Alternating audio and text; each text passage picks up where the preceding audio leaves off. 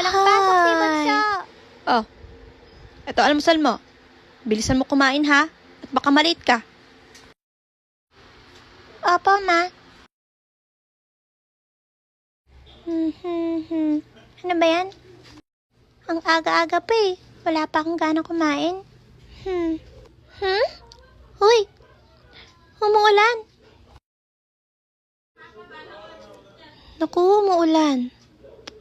Mark, kunin mo nga yung mga sinampay. Push, pre, push. Opo, ma. Ano? Mukhang nagreklamo ka ata. Bilisan mo. Oo nga. Ang lakas ng ulan.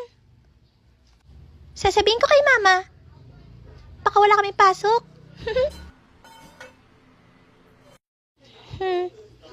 Ma. Oh, bakit bunso?